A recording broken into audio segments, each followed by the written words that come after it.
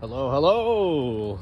Welcome to another episode of Walk the Dog Cinema, and we are out here, Roka and I, and as you can see, she is eager beaver to get going here and get on her walk and get all the good smells in the world out, and just to enjoy and get some energy out since I've been at work and just taking care of business. But today we're going to talk about Secret of Nimh, and literally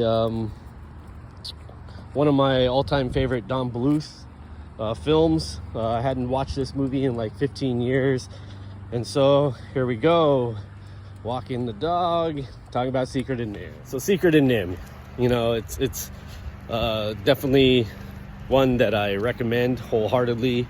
If you've never seen a Don Bluth film, he's done American Tail, which is probably his more popular, and Land Before Time. But his real gem is Secret of Nimh, and I'll get into that, why I think that. But if you've never seen The Secret of Nimh, it's worth the hour and a half to invest in. Watch. The movie does move a little quick, but in an overall sense, it's well worth it. So again, you know, Secret of Nimh, it's well worth the hour and a half watch. What I love about Don Bluth, you know, it's very Disney-esque on one level. He was a Disney animator, and he broke off all because he kind of wanted to take a different path. And, you know, this is his first one that he took a shot at. I mean, he's got some great stuff. I feel he became a little bit of a shell of himself at the end there. Tried to get to maybe commercialize, and I get it in one essence, and it doesn't always work out. It's kind of crazy. All Dogs Go to Heaven is probably the darker movie from a theme standpoint, but overall, I really like it. Again, I'm going to be talking some spoilers. So if you've never seen it and you don't like spoilers, I'd say stop now. But otherwise, let's get on with it. You know, the big part that, yes, the movie's dark, but I want to say it's got scary moments. And saying it's dark, maybe in themes on a certain level, it's definitely mature stuff for children, but still handled in a way that kids and families can watch it. But I hadn't seen the movie in like 15 years, and it's always stuck in my head, you know, the kind of like laser eyes, how the supernatural or magic is kind of dealt with in this. I know people who have read the book, and I got a story about that a little bit, but you know, they're not too keen on the adaptation of this. You know, they had to they changed the name from Mrs. Frisbee to Mrs. Brisby just so they wouldn't get sued by Frisbee. But so yeah, you know, but like I said, I hadn't seen this movie in 15 years. I have a pretty big library of movies. You know, getting around to them all, some I've seen more than once. I mean, I've seen this a handful of times. I mean, I like it enough to own it. But probably last watched it with my son, who was 10 at the time. So a good 15 years ago. And because of this movie, he sought the book out and really enjoyed the book. Didn't mind the adaptation, so maybe see it first if you ever were going to read. But I've heard the other way around. And through that, he discovered Redwall and kind of went down that whole path of mice and rats. And so it is a good gateway to exploring stuff. I think I marveled at how rich the colors are in this film, and I kind of did look that up, and they used something like 250 different colors in the movie. It actually is a really bright, vibrant, gorgeously illustrated movie.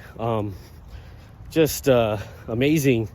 And they did it pretty much on a shoestring budget at the time. Disney probably been spending 21 to 30 million on their animated movies. This one only spent 7, so it ended up being profitable at the end of it all, for Don Bluth. And what the animators did, I mean, they worked around the clock. Crazy to think, all the hand-drawn backgrounds.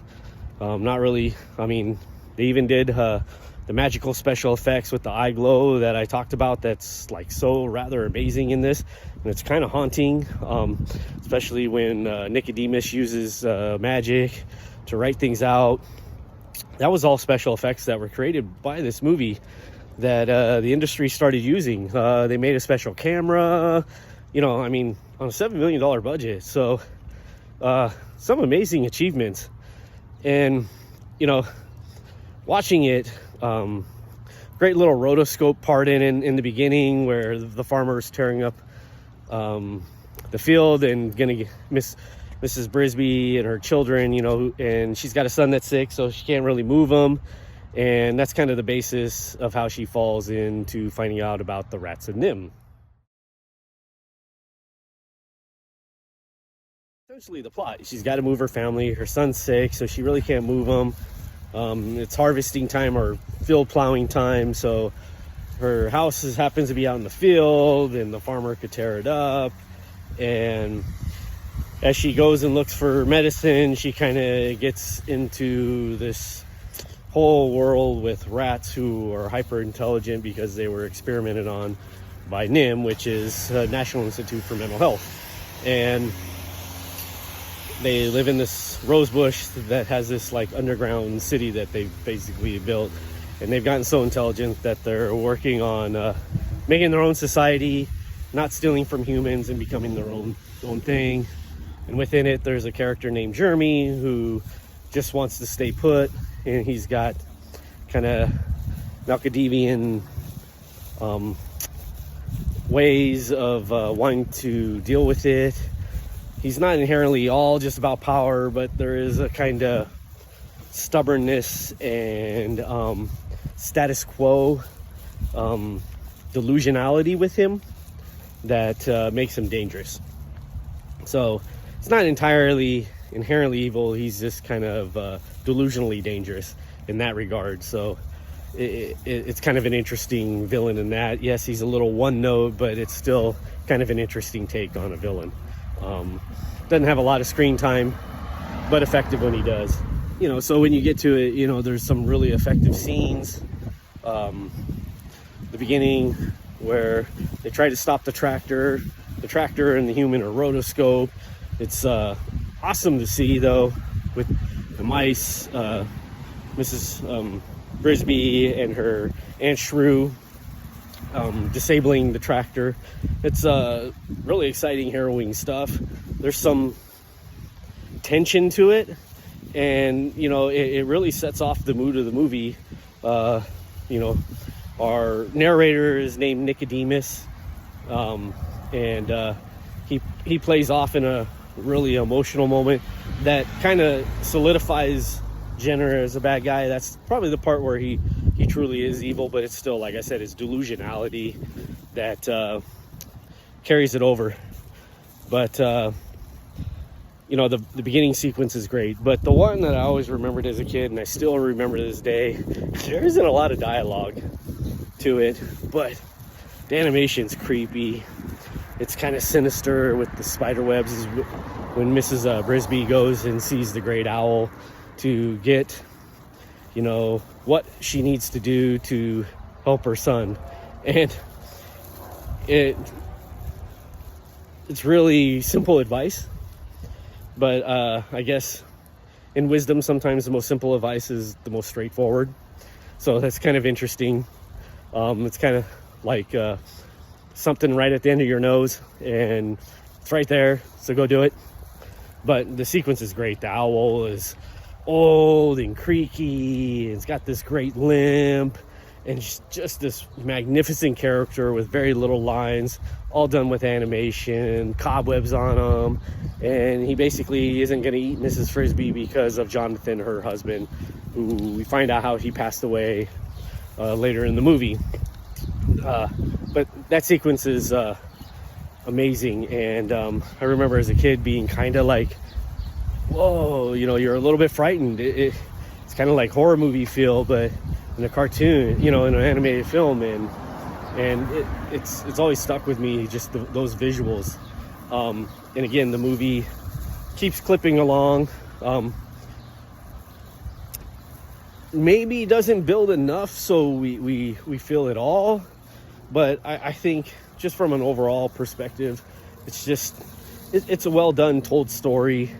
We feel just enough. We care about Mrs. Brisby and how she gets to the end. You know, of course she has plot armor. I mean, she's the heroine, so that's fine, and that's good. But the kids have to deal with death in this movie, and just kind of the overall themes of how that hangs over us and animal experimentation, and that part's a little harrowing just because, you know, we are seeing the rats kind of being experimented on. It's not really gruesome, but just the thought of everything and how it's explained, and Nicodemus, the way he tells the story, it's gruesome, but in a good way, like, so to speak. And so I love that part. But there's a great sword fight.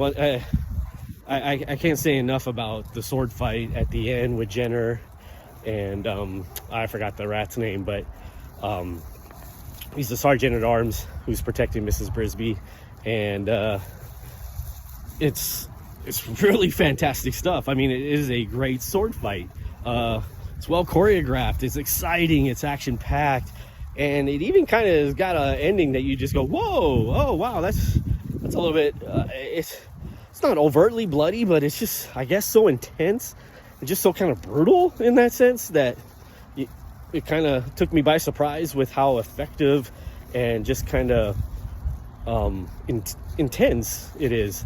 And I really remarked, like, wow, they really spent some time on this great action sequence.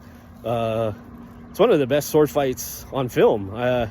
You know, I've seen quite a bit of movies with some great sword fights, and the Secret of Nimh has one of the best. It's top 5 for sure. It's kind of crazy to think that, but I'm not joking you when I say that. So check out Secret of Nimh. I think it's a great movie to step outside of Disney for animated without touching, you know, the Japanese cinema and Ralph Bakshi, which is much more adult and can get really kind of drug induced, where you want to see someone who's been what it's like to be on LSD, you know, watch kind of stuff. I mean, I don't know that, I've never taken LSD, but from what I've heard from people in the medical industry, that's kind of what it would be like. I mean, that's kind of just the way it goes. Don Bluths, this is a good entry.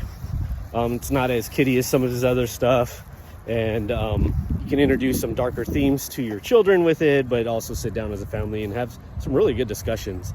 So enjoy, and thank you.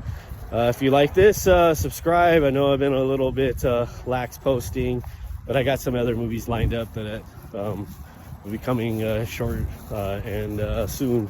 So just hang in there. But again, subscribe and leave some comments. I want to hear what you think of the movie and any suggestions. So have a good one, everybody.